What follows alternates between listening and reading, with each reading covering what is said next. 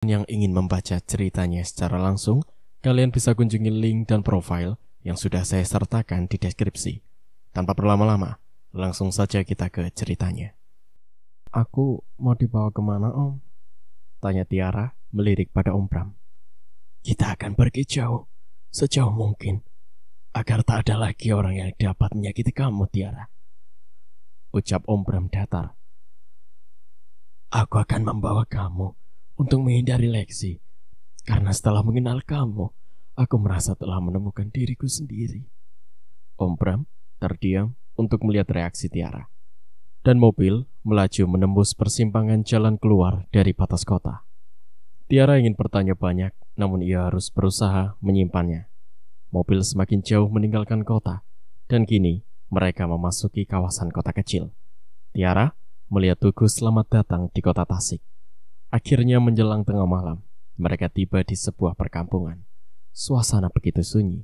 Saat mereka turun dari mobil, Om Bram membuka kunci pintu dari sebuah rumah yang lumayan besar dan tergolong mewah untuk ukuran rumah kampung.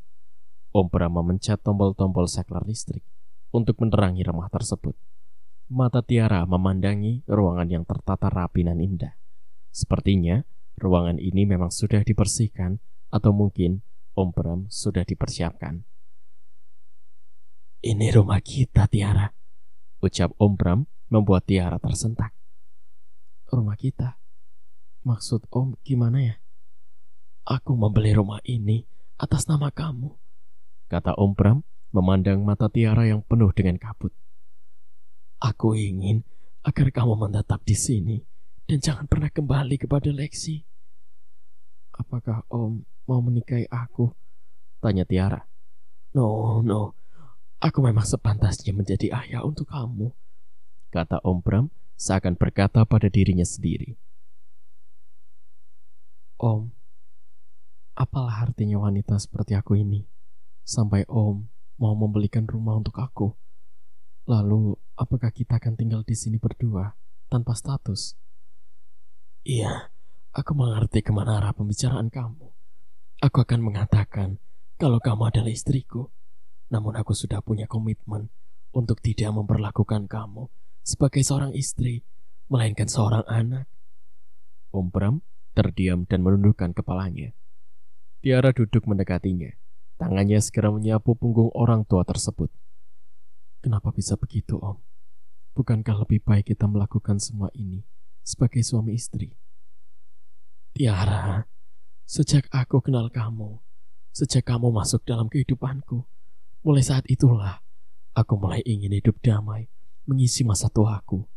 Kamu tahu apa yang telah aku lakukan? Om Bram menggantung ucapannya. Pasek Tommy, aku sudah menghilangkan kelakianku, semua untuk kedamaian kita. Pasek Tommy? Tiara terkejut mendengarnya. Kemudian ia memeluk tubuh lelaki yang mulai renta itu. Sementara itu, tak jauh rumah itu, dua orang pria duduk di atas sebuah sepeda motor. Kedua pria berkacamata hitam, sepertinya tengah mengawasi sekitar rumah bercat hijau muda. Rumah yang di dalamnya terdapat Tiara dan Om Bram. Tak lama mereka di sana. Sepertinya mereka hanya ingin tahu di mana Om Bram membawa Tiara. Pondok tua itu mau main-main dengan kita rupanya. Apa yang harus kita lakukan sekarang? Mengeksekusinya atau membiarkan dulu mereka bersenang-senang? Tanya pria yang duduk di depan. Sesuai perintah Mama Lexi, mereka masih punya waktu sampai besok. Jadi sekarang kita kembali ke markas untuk melapor. Baiklah. Mereka pun meninggalkan rumah tersebut dan kembali ke markasnya. Malam sudah semakin kelam. Suasana dingin pun serasa menusuk. Tiara melihat tubuh Om Bram kelihatan menggigil seperti orang terkena demam. Seperti tengah terserang demam tinggi. Tiara membimbing lelaki tua itu dengan penuh kasih, membawanya ke dalam kamar. Namun Om Bram menolak ketika Tiara ikut rebah di sampingnya. Maaf Tiara, aku gak bisa, tolak Om Bram. Tiara melihat ada butir bening di kedua sudut matanya yang terlihat lelah. Tiara sadar kalau apa yang dikatakan Om Bram bukan hanya sekedar kata. Ia berani berkorban untuk dirinya, yang katanya bisa mengenal kembali kehidupan yang sebenarnya. Benarkah Om Bram mulai merasa tua? Benarkah ia melakukan vasektomi demi untuk berhenti dari godaan nafsu setan yang kerap bahkan selalu datang mengusiknya? Dan baru dini hari, Tiara tertidur. Itu pun setelah mendengar dengkuran dari Om Bram. Angin bertiup semilir membuat suasana kamar yang memang dingin semakin dingin. Memang baru malam inilah Tiara merasakan tidur di atas ranjang dingin semenjak ia masuk ke sarang Mama Lexi yang selalu bertabur dengan bara. Mama Lexi yang menerima laporan dari kedua suruhannya hanya terdiam. Ia belum bisa mengambil keputusan untuk mengambil keputusan. Begini saja, aku tunggu sampai besok siang, sesuai kesepakatan si Om itu.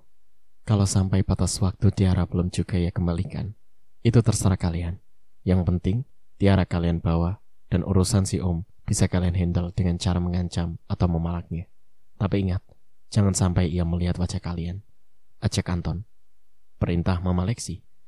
Siap, Bos. Kedua pria tadi pun segera meninggalkan Mama Lexi dan bergabung dengan kupu-kupu yang sudah terlihat kuyu dan layu ketika mendengar suara wanita begitu dekat dengan telinganya. Sudah siang. Aku sudah menyiapkan sepotong roti bercampur selai dan segelas susu hangat. Aku tunggu di meja makan. Ya, Om? Dengan malas, Om Bram menuju toilet, membasuh muka, kemudian menemui Tiara di meja makan. Tiara menati kursi dan mempersilahkan Om Bram duduk. Kemudian memberinya sepotong roti yang telah ia lumuri dengan selai kacang. Mata lelaki tua itu memandang Tiara, seakan ada keharuan di sana. Seandainya aku bertemu kamu setahun yang lalu, mungkin aku tak sampai seperti ini. Ia menarik nafas dengan berat. Walaupun aku tidak menikahi kamu karena faktor usia, mungkin aku bisa mengambilmu sebagai anak sambungku. Lanjutnya, lalu menyeruput susu yang terasa hangat. Iya, Om. Tapi sekarang pun, Om bisa menjadi seorang ayah untuk aku. Karena sejak aku dibawa oleh suamiku Anton, aku tak pernah lagi bertemu dengan keluargaku, Om. Kesedihan mulai merambah hati Tiara. Namun ia berusaha untuk tidak menangis.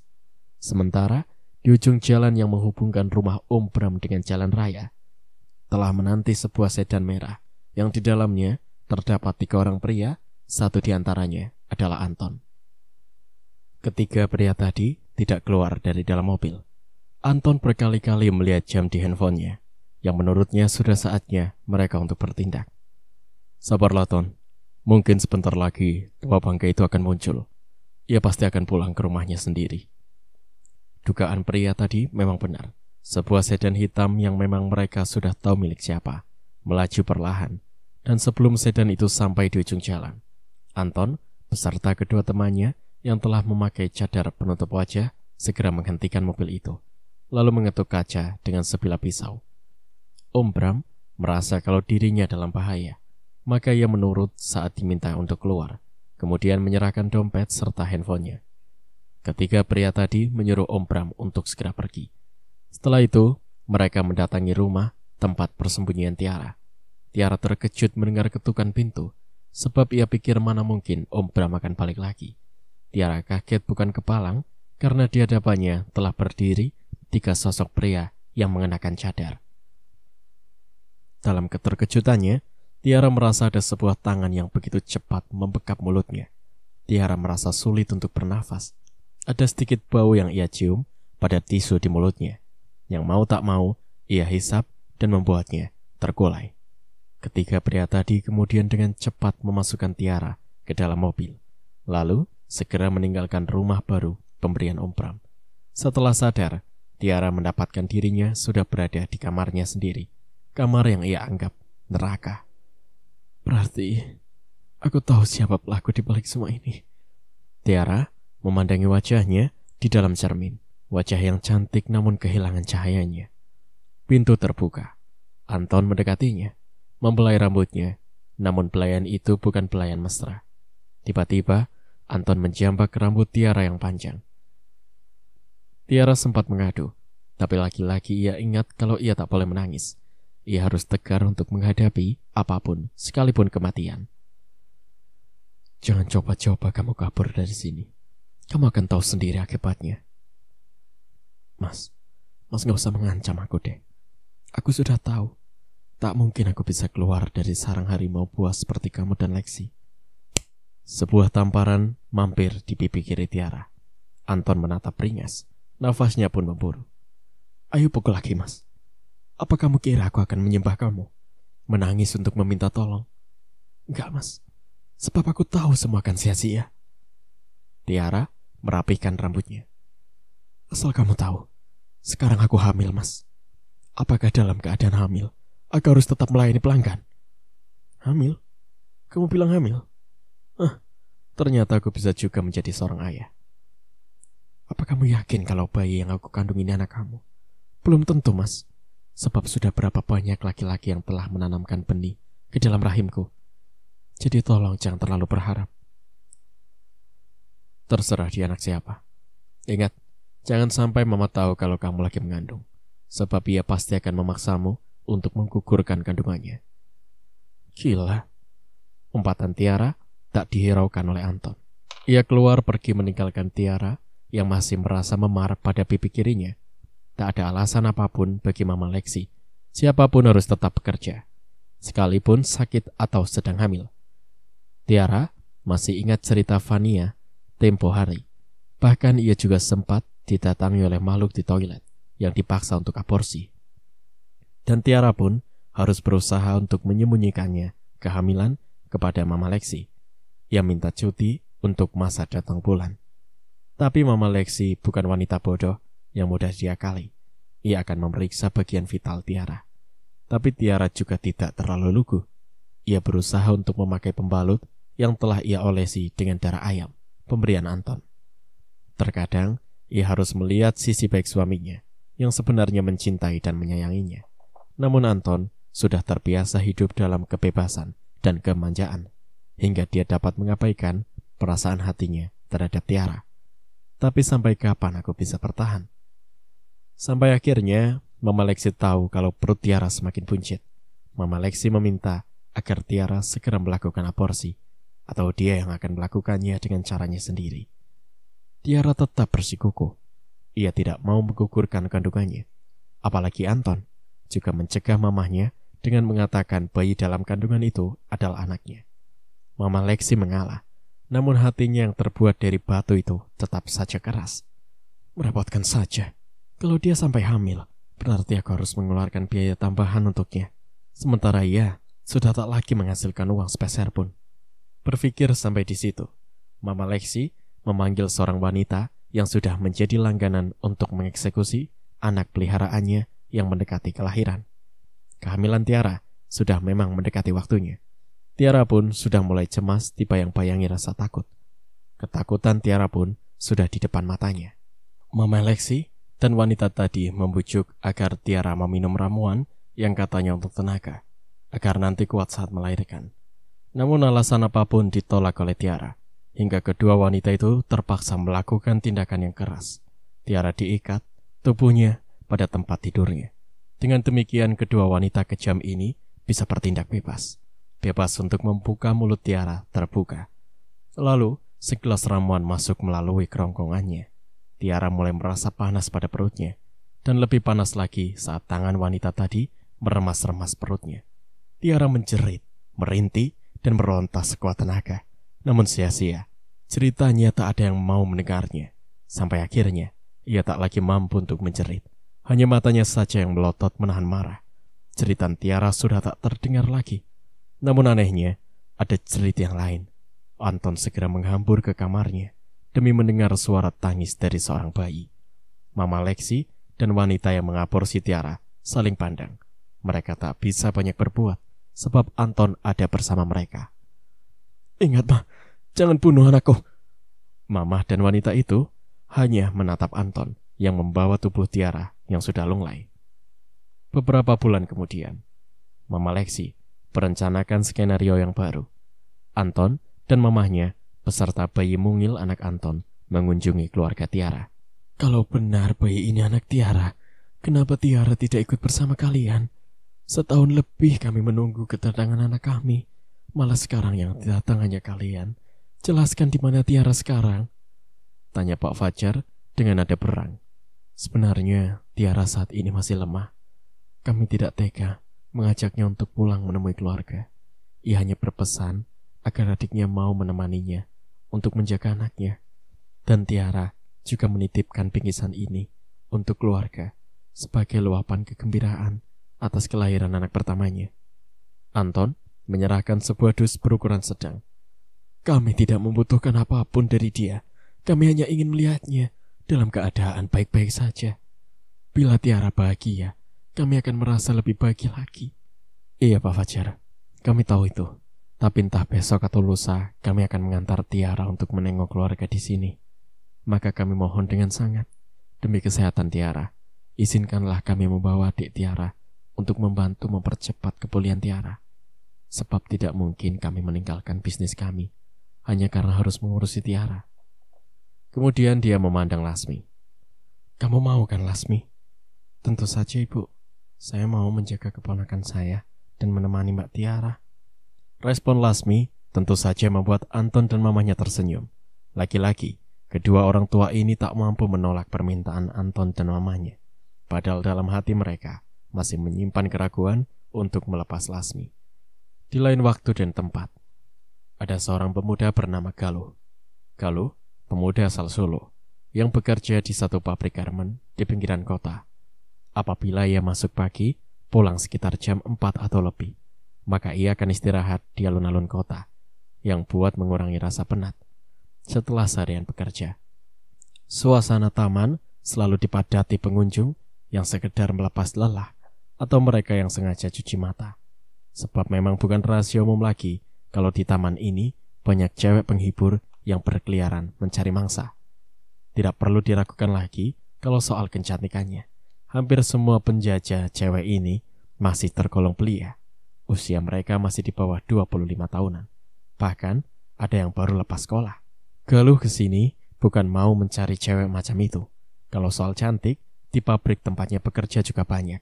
Cuma dia senang melihat perilaku cewek-cewek yang disebut kupu-kupu kertas ini. Mereka begitu lincah bergerak ke sana kemari. Sendirian Mas? Tanya cewek yang tiba-tiba sudah berdiri di depannya. Iya, saud Galuh agak terkejut. Boleh aku ikut duduk? Tentu boleh dong, kan bangku ini milik Pemda. Jawab Galuh bercanda. Ia tersenyum kemudian duduk di samping pemuda itu. Entah sengaja atau tidak, cewek tadi menundukkan kepalanya, sehingga tubuhnya ikut tertunduk dan memperlihatkan belahan dadanya. Jantung Galuh berdebar seketika. Boleh minta rokoknya Mas? Tanpa menjawab, Galuh segera melolos sebatang rokok yang langsung ia sulut. Sesaat, ia menghisap rokok dan mengeluarkan asap sambil memainkan bibirnya yang tipis. Cewek itu menggeser duduknya semakin rapat dengan posisi Galuh. Kedua pahanya yang hanya memakai celana pendek sengaja ia tempelkan pada paha cowok tadi. Darah cowok mendadak mendidih panas melihat sepasang paha semulus itu. Tangan wanita itu lalu menempel di tangannya. Lalu dengan perlahan ia mengelus sambil mencari jari-jari tangan Galuh. Sepertinya aku baru melihat Mas di sini, katanya sambil menggerimit jari-jari tangan cowok yang semakin berdebar. Sering juga sih, cuma baru kali ini aja kita ketemu. Kamu mau main? Tanyanya lagi. Main? Main apa? Tanya Galuh tak mengerti. Ia memandang wajah Galuh, kemudian mendekatkan wajahnya. Kita ngamar, bisiknya di telinga. Ah? Galuh terpana mendengarnya. Gimana? Mau nggak? Kali ini Galuh hanya menggeleng. Terus Mas ngapain sendirian di sini? Cuma mau duduk aja. Mas orang mana? Kamu kok tanya terus sih kayak polisi? Hehe, dia tertawa. Ya udah, aku pergi dulu. Nanti kesini lagi. Oke. Cewek itu kemudian meninggalkan Galuh sendirian. Tak terasa, waktu sudah hampir malam. Perut juga sudah keroncongan. Wah, aku lupa kalau aku belum masak, kata hati pemuda itu lalu pulang. Sampai di kontrakan, ia membuka rak dapur dan hanya menemukan sebungkus mie instan. Lumayan pikirnya untuk menggenjal perut yang sudah melilit. Sebenarnya, Galuh bisa saja tinggal di mes pabrik, tapi kurang enak. Masalahnya, semua apa yang ada di sana mereka pakai secara barengan. Sampai hal-hal kecil pun mereka sering acak pakai punya siapa saja. Alhasil, mereka sering cekcok sesama teman sendiri karena masalah sepele seperti odol atau sabun mandi yang sering hilang. Mungkin memang ada teman yang menggunakan kesempatan untuk lebih ngirit, sedangkan Galuh paling tidak suka kalau yang bersifat pribadi sampai tercampur orang lain. Maka ia pilih untuk ngekos, memang memerlukan biaya tambahan, tapi demi ketenangan dan kenyamanan, ya tidak jadi soal buatnya. Opik, teman kerjanya, sering mampir ke tempat kosannya. Ia bilang nyaman kalau boleh tinggal dengannya bersama. Wah, sorry deh, nggak bisa lah. Papa kos di sini melarang numpang, kecuali dia mau ngekos sendiri. Tapi ya itu, dasar dia itu termasuk tipe orang yang pelit, kikir bin pahil. Dia tak mau mengeluarkan uang untuk hal yang tidak terlalu penting. Tapi kalau sudah menyangkut hobinya, seperti nonton konser atau bioskop, dia tidak bakal hitung-hitungan. Biaya berapapun ia rela keluarkan dari koceknya. Apalagi kalau sudah menyangkut urusan cewek. Wih, dia memang jagonya. Ibarat kata, besar pasak daripada tiang pun, dia nggak peduli. Yang penting happy katanya. Seperti juga malam itu, sekitar jam 8, dia nongol di kosan Galuh. Bro, kita keluar yuk, ajaknya. Galuh melihat dia sudah dandan keren habis. Kemana? Tanya Galuh. Alun-alun lah, banyak cewek nih, apalagi sekarang malam minggu. Alun-alun. Tiba-tiba, Galuh jadi teringat sama cewek yang belum ia tahu siapa namanya. Ia berwajah oval dengan bibir padat, rambut panjang menyentuh pinggul, pakaiannya pun kelihatan asal. Ia berkesan natural, namun menyimpan daya tarik yang luar biasa. Galuh sudah 2 kali ke alun-alun, dan tak pernah lagi bertemu dengannya, sejak pertemuan pertamaku tempo hari. Dan seandainya malam ini dia ada, lalu ia menerima tawaran kencan dari Opik temannya ini. Kenapa ia harus punya pikiran seperti itu? Bukankah wajar seandainya dia menerima tawaran kencan dari Opik? Sampai di alun-alun, seperti biasa, Galuh langsung duduk di bangku semen yang biasa. Matanya mencari-cari sosok cewek yang sempat singgah dalam ingatannya. Sedangkan Opik, dengan gaya orang kaya, mendadak dia over juga petentang-petenteng. Dan matanya singgah pada seorang cewek yang lagi sendirian, duduk di pinggiran air mancur. Opik cepat mendekati cewek tadi. Mereka pun cepat tenggelam dalam percakapan. Opik memang termasuk tipe cowok humoris yang mudah bergaul dengan siapa saja. Bro, aku mau kesana dulu ya sama dia. Kamu mau ikut aku atau tetap di sini? Tanyanya. Aku di sini saja lah, jawab Galuh. Kemudian ia pergi menggandeng cewek tadi sambil tertawa-tawa. Ketemu lagi mas, lagi nunggu siapa? Ternyata cewek yang ia pikirin nongol juga. Enggak kok, masa nungguin kamu? Kita kan belum kenal, balas Galuh pendek. Tiara, katanya sambil mengulurkan tangan. Galuh, ia membalas uluran tangannya. Tiara berdiri di hadapan Galuh, bak foto model yang tengah memamerkan body style-nya. Kali ini, ia pakai jeans panjang dengan sweater warna putih. Kamu cantik banget, kata Galuh tanpa sadar memujinya. Mulai deh ngegombalin aku. Dari dulu aku kan udah cantik, balasnya. Kemudian ia duduk di samping Galuh. Kamu mau minum apa? Tanya Galuh lagi. Apa aja deh yang menurut kamu enak, balasnya sambil memandangi cowok itu. Kopi mau? Boleh, mochaccino aja mas. Lalu Galuh memanggil pengasong yang kebetulan lewat. Kamu tinggal di mana? Tanya Galuh serasa mulai akrab. Di rumah. Oh, kirain apa? Di pasar. Kamu. Dia meninju bau Galuh pelan. Aku heran sama kamu. Kebanyakan cowok yang nongkrong di sini tuh nyari cewek. Kalau kamu cuma duduk bengong doang. Emang harus ya? Ya enggak juga sih. Tapi yang aku lihat ya begitu. Galuh menarik nafas berat seakan tengah melepas beban yang selama ini menghimpit dadanya. Sepertinya aku sudah menemukan cewek itu, kata Galuh kemudian. Oh ya? Orang mana? Tanya cewek yang bernama Tiara penuh selidik. Nggak tahu, dia belum bilang. Dia cuma bilang tinggal di rumah. Gitu aja sih. Ngeledek ya. Itu kan aku yang bilang, serunya, lalu jemari kecilnya mencubit bau Galuh. Aduh, sakit. Enak. Dasar Dan tanpa disadari, kepala cewek yang bernama Tiara tiba-tiba rebah di pangkuan Galuh. Lebih dari 1 jam, Opik kembali menemui Galuh. Wajahnya cengengesan seperti menyimpan sesuatu kepuasan. Kamu dari mana aja toh? Emang kenapa? Di sini juga ada cewek kok. Mana? Tadi aku pergi sampai aku kesini lagi, kamu tuh cuma sendirian. Ah kamu, dia tadi di sini. Itu bekas kopi dia. Balas Galuh sambil menunjuk botol mochaccino, tapi aneh. Di bekas ia duduk, ada setangkai bunga merah. Apakah tadi Tiara membawa bunga? Kamu ngayal kali, gak ada cewek gak apa kok, parah lo ah. Lu tuh yang mabok, lu kan habis minum, ngaku deh. Biar aku minum, tapi masih kontrol kok. Masih bisa lihat cewek, mana yang asli dan mana yang abstrak. Dah yuk kita cabut. Dengan malas Galuh meninggalkan alun-alun yang mulai nampak sepi karena malam semakin larut. Kebetulan hari ini Galuh dapat shift siang, jadi baru pulang jam 10 malam. Ia bergegas menyeberangi jalan di depan alun-alun. Memang lokasi kerjanya tidak jauh dari sana. Dalam keremangan lampu taman, matanya melihat seorang cewek tengah berdiri di pintu masuk taman.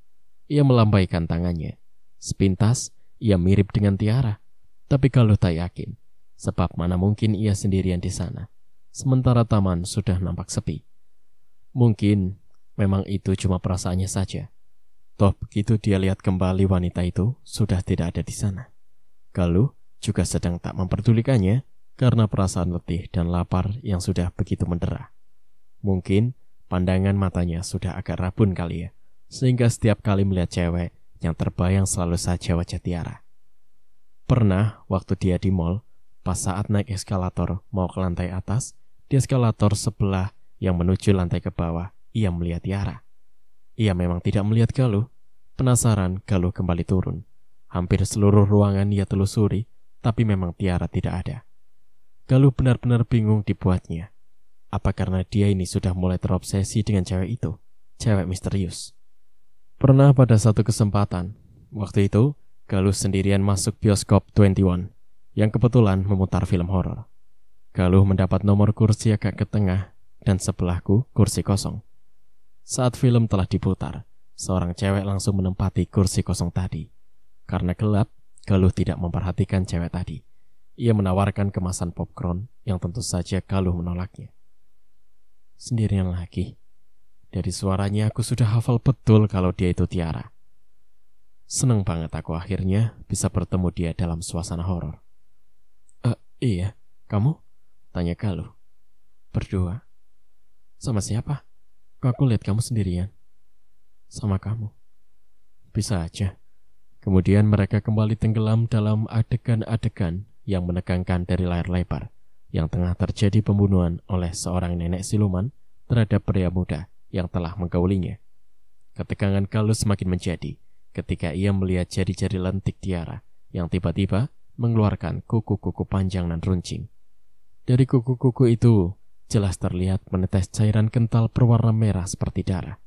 Degup jantung Galuh semakin menegang.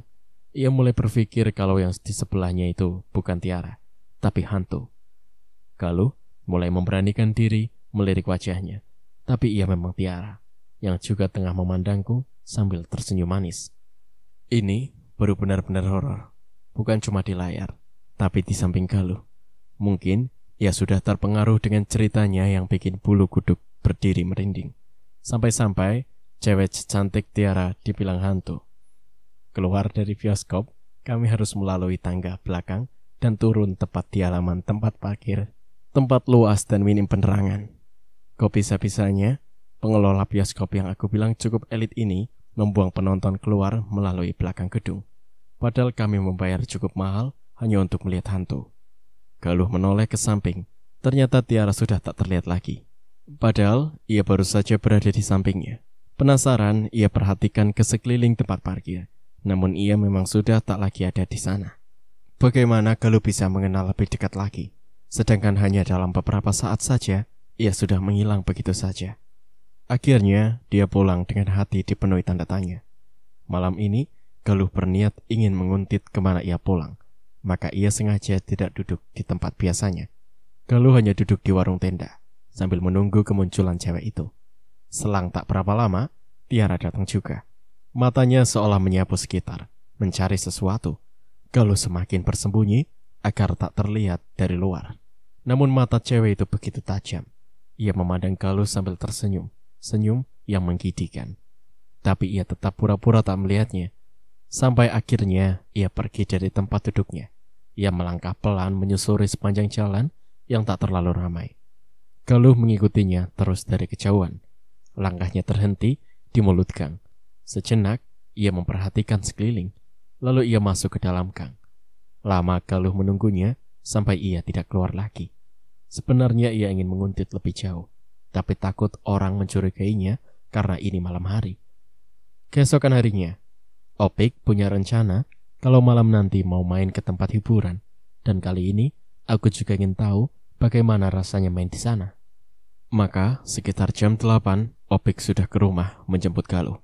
Jam 8 lebih kami pun berangkat ke tempat tujuan Opik untuk mencari teman cewek. Tiba-tiba di depan gang Galuh menghentikan langkah. Galuh pikir ini gang yang semalam ia lewati. Opik menarik tangan Galuh agar ia tak ragu. Kemudian ia menyuruh Galuh untuk memilih cewek buat kencannya. Galuh hanya mengiyakan saja. Galuh melihat Opik sudah mendapat cewek yang ia mau ajak kencan, sedangkan ia sendiri masih bingung mau apa aku ini. Galuh tak tahu apa yang harus ia lakukan. Seumur hidup baru kali ini ia menginjakan kaki ke tempat hiburan seperti ini. Puluhan wanita cantik yang rata-rata berusia di bawah 30 tahun bersenda gurau menyambut tamu-tamu yang datang. Mereka menawarkan surga yang sesaat, merengguk kenikmatan yang hanya sesaat. Seorang cewek belia juga duduk di samping Galuh. Ia meminta rokok lalu menyulutnya. "Ngamar sama aku aja yuk, nanti aku kasih servis yang memuaskan deh," ajaknya menunjuk sebuah bilik kecil yang dibilang kamar. "Mungkin nanti," balas Galuh pendek. "Oke, nanti tinggal panggil aku aja," katanya lagi lalu pergi. Galuh tengah tenggelam dalam hangatnya alkohol dan asap rokok. Ia melihat cewek berkaos pendek putih dengan celana pendek dengan warna senada. Cewek itu begitu santai mengenakan sandal jepit. "Sudah lama di sini?" tanyanya sembari menuang minuman ke dalam gelas, lalu meneguknya. "Lumayan. Belum dapat teman cewek. Yuk, ikut aku." Bagai kerbau dicucuk hidung, Galuh menurut saja saat tangan cewek yang memang Tiara langsung menarik tangannya. Tiara membawa Galuh ke sebuah kamar yang cukup besar dan mewah, laksana kamar di hotel berbintang. Sampai cowok itu terkesima melihat ruangan yang tertata indah dan apik. Sungguh sulit dipercaya kalau dalam rumah hiburan kelas teri ini terdapat kamar semewah ini. Semua serba luks, laksana kamar pengantin. Hampir semua ruangan terdapat untaian bunga-bunga indah, membuat nuansa keharuman yang penuh pesona. Galuh benar-benar seperti berada di alam mimpi. Apalagi Tiara melucuti pakaiannya dan mengganti dengan gaun mirip gaun pengantin serba putih. Dari bayangan cermin, Galuh memperhatikan wajah Tiara. Wajah yang melankolis namun berbalut kesuraman. Memang selama Galuh mengenalnya, selalu merasa ada kesejukan di hatinya. Namun pada ujung-ujungnya, ia dibuat penasaran karena Tiara selalu pergi tanpa ada kata pamit. Dan yang tak pernah Galuh memahami, ia selalu meninggalkan setangkai bunga merah. "Galuh, aku cari kemana-mana. Kok taunya mojok di tempat gelap kayak gini. Ngapain sih?" Suara Opik mengejutkannya. Dan memang kata Opik benar. Tempat yang sedari tadi begitu indah dan nyaman, kini terlihat sempit dan gelap. Galuh benar-benar pusing dan bingung dengan apa yang terjadi. "Loh, bangun loh. Mending kita dengerin musik sambil nyanyi yuk," ajakan Opik tak dihiraukannya. Galuh masih penasaran dengan kepergian Tiara yang tiba-tiba dan tempat yang sempat menjadi gelap juga secara tiba-tiba. "Pik, kamu tadi lihat cewek yang rambutnya panjang pakai celana pendek putih?" tanya Galuh yang langsung dijawab Opik dengan gelengan kepala. "Galuh, kamu selalu saja nanya dia. Kamu kayaknya kena halusinasi deh. Gak di taman, gak di sini, selalu saja yang kamu omongin cewek itu. Jangan-jangan dia hantu loh." "Ah, ngaco kamu. Beneran aku tadi sama dia di kamar ini. Tadi kamar ini besar dan indah, mirip kamar pengantin. Tapi pas kamu datang, semua jadi berubah. Nah itu tandanya kamu sudah mengenal dia dalam dunia dia. Dunia yang tak bisa dilihat dengan mata biasa. Contohnya aku, lihat kamu ada di sini, di tempat sempit dan gelap.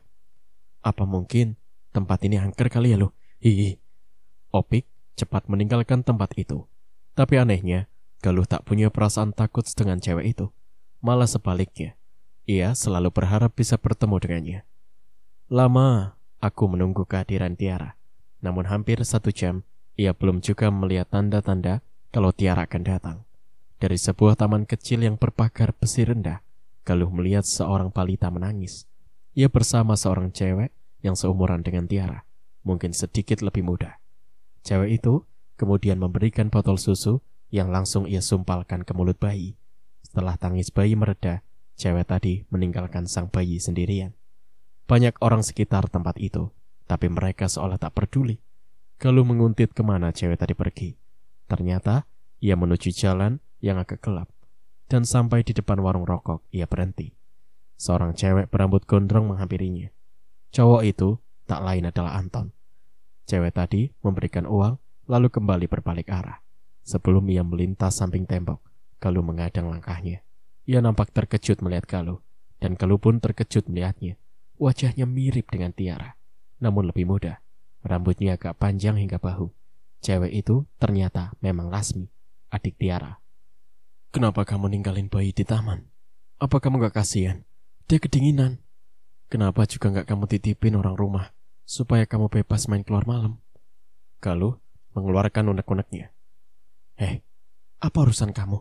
Mau dia sakit kek? Mau dia mati kek? Bukan urusanku juga. Ngapain pusing-pusing ngurusin orang lain?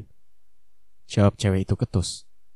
Emang bukan urusanku, tapi setidaknya aku prihatin dengan bayi itu. Dia anak kamu bukan? Tanya aku agak pelan, ia cuma menggeleng.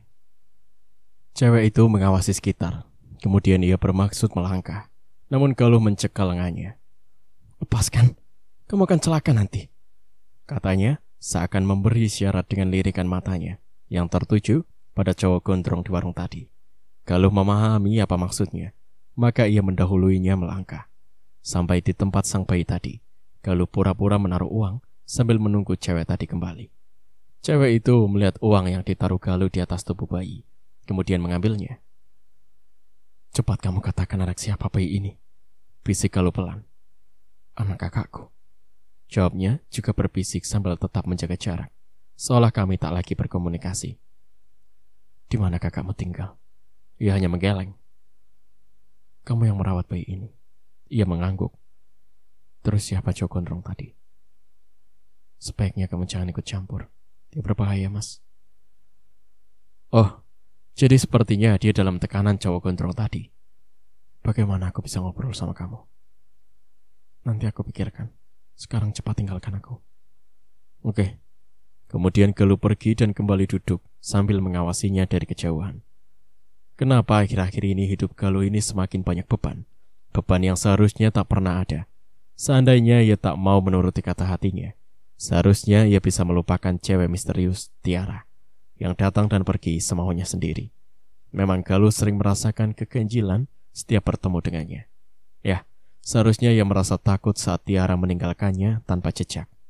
Seharusnya Galuh merasa ngeri saat jari tangannya mengeluarkan kuku setajam pisau, dan seharusnya berpikir rasional untuk melihat kenyataan kalau ia memang dari dunia lain, dunia yang tak tersentuh oleh nalar manusia seperti dirinya. Cewek yang semalam ia temui, ternyata malam ini ia juga ada di sini. Ia berjalan ke arah Galuh dengan membawa gelas plastik bekas minuman mineral. Sampai di depan Galuh, ia menyodorkan gelas itu yang ternyata berisi uang. Sedangkan tangan sebelahnya menjatuhkan lintingan kertas kecil yang langsung Galuh menginjaknya. Galuh menaruh uang kertas pada gelas plastiknya. Temui aku nanti, ucapnya. Lama setelah ia pergi, barulah Galuh mengambil kertas tadi. Sampai di kosan, baru ia membuka lintingan kertas tadi yang ternyata berisikan alamat. Dengan berpura-pura menjadi seorang penjual kerupuk, Galuh mendatangi alamat yang diberikan cewek itu. Alamat itu ternyata dari sebuah area pemakaman umum. Kerupuk-kerupuk, teriak Galuh menawarkan dagangannya. Tak lama muncul cewek semalam. Ia menggendong bayi kecilnya, lalu memilih kerupuk. Kesempatan itu Galuh gunakan untuk bertanya. Cowok gondrong itu tinggal di sini. Iya, sama aku. Sudah ya. Ia memberi uang untuk membayar kerupuk. Setelah itu, Galuh baru tahu kalau cewek tadi dijadikan alat. Ia menjadi istri sekaligus pencari uang untuk si gondrong tadi. Sifat dan rasa penasaran Galuh membawa langkahnya ke tempat hiburan semalam, dengan harapan dapat bertemu dengan Tiara. Galuh ingin tahu semua misteri yang telah membuat pikirannya terbawa larut dalam bayang-bayang cewek itu. Tanpa ditemani Opik, ia berangkat sendirian. Suasana tempat hiburan ini tak seramai waktu ia ke sana bersama Opik. Atau karena ini malam Jumat, sehingga kebanyakan lelaki hidung belang lebih betah berdiam di rumah, menunggu jatah dari istri mereka. Atau bisa juga karena belum gajian. Seorang cewek langsung menyambut Galuh. Ia membawanya ke pojok ruangan. Kamu mau ngamar, Mas? Memang gak ada istri? Kok malam Jumat keluyuran kesini? Tanyanya sambil menuang minuman ke dalam gelas. Aku di sini ngekos. Aku kerja di pabrik.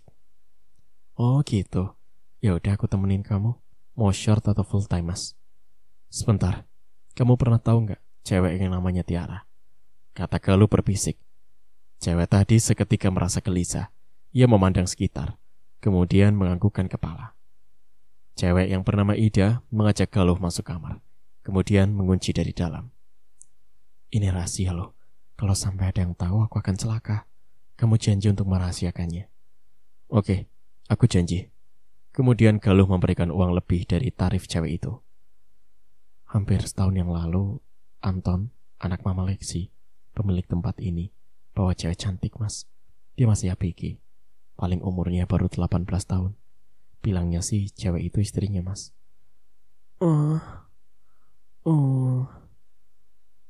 Aku heran, kenapa cewek itu mendesis-desis, padahal menyentuh pun tidak. Kamu kenapa? Tanya Galuh. Pura-pura aja, Mas, seolah kita lagi main. Soalnya biasanya di pintu itu ada yang nguping. Bisiknya. Oh gitu. Maka Galuh pun pura-pura menggenjot kasur sampai mengeluarkan suara. Dan benar saja, dari balik pintu ada yang ngomong. Pelan-pelan mainnya, nanti tempat tidurnya patah. Galuh cuma tersenyum mendengarnya. Ternyata cewek itu sedang hamil, Mas. Tapi Mama Lexi tidak peduli. Dia harus tetap melayani tamu yang datang. Dan ternyata banyak juga tamu yang ingin mencoba menikmati cewek yang sedang hamil. Tiara kewalahan karena hampir setiap malam harus melayani tamu lebih dari 3 orang. Dan Mama Lexi terus memaksanya dengan alasan Tiara harus membayar hutang. Dan pada saat perut Tiara semakin membesar, Mama menyarankan agar Tiara menggugurkan kandungannya. Karena ia tak mau rugi bila Tiara tinggal di sini hanya membesarkan anak tanpa mendapatkan penghasilan. Sampai di situ, Ida diam sesaat. Ia merasa gelisah. Mas, apa kamu merasa ada yang aneh? Bisiknya. Galuh hanya terdiam. Memang ada yang aneh. Kamar yang semula harum penyegar ruangan tiba-tiba berubah menjadi wangi dupa. Dan samar-samar ada sosok aneh di sudut ruangan. Galuh mengisyaratkan agar Ida cepat segera meninggalkan kamar. Sampai di ruangan lain, mereka bersikap wajar, seolah kami telah menikmati permainan seks yang sangat memuaskan. Sebetulnya, yang membuat Ida tadi merasa cemas dan gelisah, serta wangi dupa yang seketika itu memenuhi ruangan tadi, karena sosok Tiara sudah menampakkan diri di sudut kamar. Hanya saja, agar Ida tidak panik, Galuh mengajaknya keluar meninggalkan kamar. Sebelum pergi, Galuh mengatakan kalau malam minggu nanti ia akan kembali dan akan memintanya untuk jadi teman kencannya nanti. Selesai mandi, Galuh segera menelpon Opik, mengajaknya untuk ke tempat hiburan itu. Dan tentu saja, ia langsung bilang, oke, walaupun dompet lagi tanggung bulan. Tapi aku pun dulu sama kamu ya, Lu. Oke, tapi jangan lupa bayar ya. Hehehe. Opik ketawa kecut. Singkat cerita, Galuh sudah bertemu dengan Ida. Lalu, apa yang terjadi? Tanyaku tak sabar kepada cewek yang bernama Ida setelah berada di kamar. Dan Ida kembali melanjutkan ceritanya. Nah, seperti yang sudah mereka sepakati, Ida cewek yang sudah memberi janji pun langsung menggandeng lengan Galuh. Gila, sejak kapan kamu agresif kayak gini, Lu? Biasanya malu-malu kucing. Seloroh Opik yang tak digubrisnya lagi, sebab Ida sudah membawa botol minuman Galuh ke dalam kamarnya. Sampai dalam kamar, Ida langsung membuka penutup tubuh bagian atasnya. Tunggu. Aku nggak mau pakai cara buka-bukaan segala, kata Galuh, membuat gerakan tangan Ida menggantung. Galuh sempat merasakan gairah dalam jiwanya saat melihat bentuk bukit indah yang memang masih terbilang segar. Tapi aku gerah, Mas, rengeknya. Maka tangan Galuh mulai ikut sibuk merapikan bajunya yang sudah separuh terbuka. Dasar cowok aneh. Baru setelah itu, Ida pun sesuai janjinya untuk melanjutkan ceritanya yang kemarin tertunda. Ketika itu, Tiara tentu saja menolak, tak mau melakukan itu.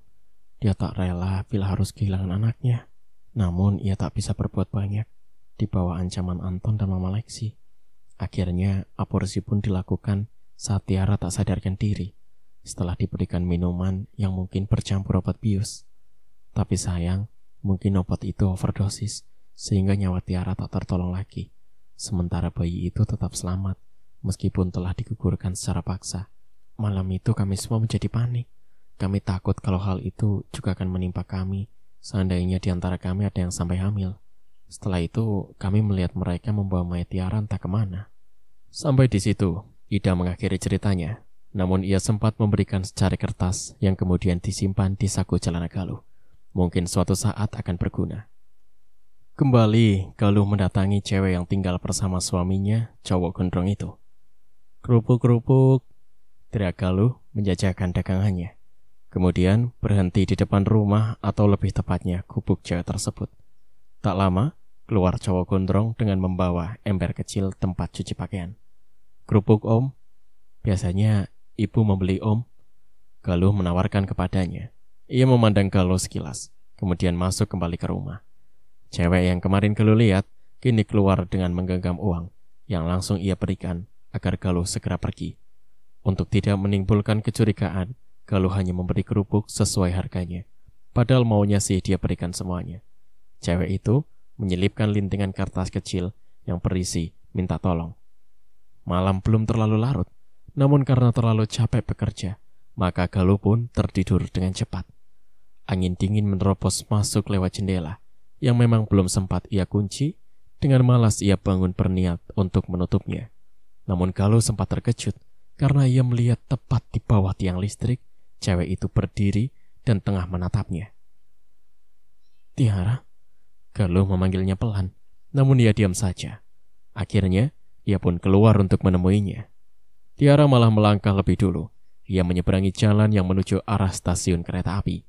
Lalu dengan santainya, ia melewati peron, melewati antrean calon penumpang. Galuh tak mungkin masuk ke stasiun lewat pintu depan. Maka ia berusaha menyusuri sepanjang tembok stasiun sampai depo lokomotif, baru kemudian ia bisa melihat lajur rel utama. Dari kejauhan, Galuh melihat Tiara tengah berjalan di atas rel, sambil membentangkan tangannya, mirip orang sedang bermain atraksi, menjaga keseimbangan badan.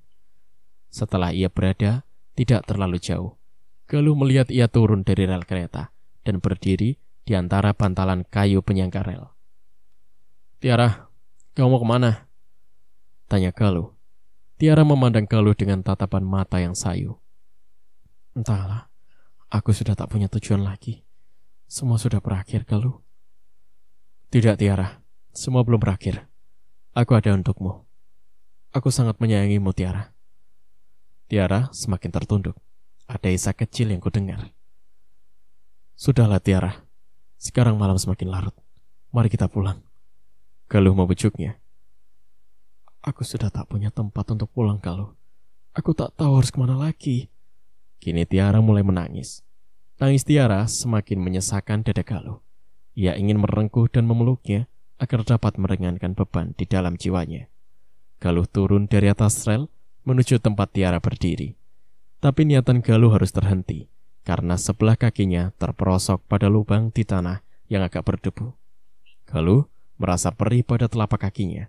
Setelah ia lihat, ternyata kakinya berdarah.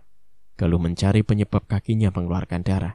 Dan lebih terkejut lagi setelah tahu benda yang telah menggores kakinya hingga terluka. Ternyata, Galuh menginjak tulang dan setelah ia amati, bukan cuma satu tulang yang ada di bawah kakinya. Galuh sempat gemetar saat melihat tulang belulang yang begitu banyak. Dan kepanikannya kian bertambah ketika ia mendengar seseorang mengejutkannya. Mas! Ngapain di situ? Jangan kencing sembarangan. Nanti kesambut baru tahu rasa. Suara itu berasal dari atas. Benar saja, Galuh melihat seorang petugas keamanan PT KHI tengah berdiri dan menyuruhku cepat naik. Sebelum naik, ia melihat ke arah Tiara. Namun, laki-laki cewek itu telah raib. Rintik hujan menemani langkah Galuh pulang. Lumayan, sampai di rumah basah kuyup juga. Galuh segera mengganti pakaiannya dan berniat untuk melanjutkan tidur yang tadi terganggu. Belum sempat ia memejamkan mata, bayangan Tiara kembali mengusiknya. Galuh melihatnya tengah menangis di sebuah tempat yang sama sekali asing baginya. Tempat itu seperti padang tandus berhamparan gejolak tanah berlumpur kotor. Tiara jatuh bangun, tangannya menggapai-gapai seakan minta pertolongan. Galuh ingin menolongnya, namun ia tak tahu arah mana yang harus ia tempuh. Alam sekitar tempat itu seperti berputar-putar, sehingga merasa kepalanya pusing dibuatnya.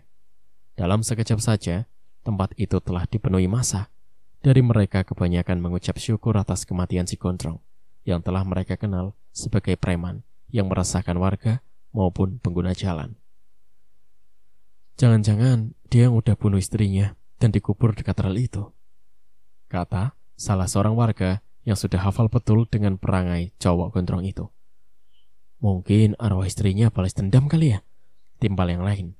Dan bermacam-macam pendapat pun bertumpangan tentang si gondrong yang ternyata bernama Anton, juga suami dari cewek yang selalu membawa bayi. Terima kasih Galuh, kamu sudah begitu baik mau melindungi adik dan anakku. Tiara berkata pelan sambil mengambil lenganku. Tak seorang pun yang melihat kehadirannya selain Galuh. Adik dan anakmu? Tanya Galuh tak sadar. Beberapa orang melihat ke arah Galuh. Mereka nampak heran karena ia berbicara sendiri. Iya, Lasmi adalah adikku. Ia juga telah dijadikan budak nafsunya Anton. Galuh, maukah kamu menjaga anak dan adikku? Tanya Tiara penuh harap. Galuh belum bisa menjawab, namun Tiara tahu kalau hati Galuh berbunga seketika itu juga. Dan cewek yang bernama Lasmi kini sudah berdiri di sebelahku. Mas, kamu tadi bicara sama Kak Araya. Apa dia masih di sini? Tanya Lasmi, ingin mencari tahu akan keberadaan kakaknya. Aku hanya mengangguk mengiyakan. Apa katanya, Mas? Tanyanya lagi. Kakakmu bilang, maukah aku menjadi suami kamu dan menjadi ayah dari bayi ini? Lalu Mas bilang apa? Aku bilang, tergantung kamu aja.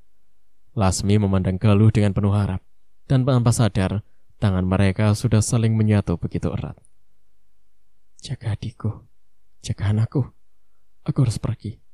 Tiara membisikkan kata-katanya sebelum ia pergi. Galuh hanya berdiam dan belum bisa menjanjikan apa-apa.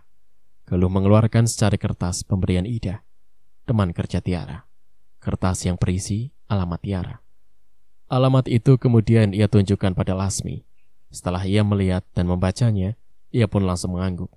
Keesokan harinya, Galuh mengantar Lasmi pulang ke kampung halamannya.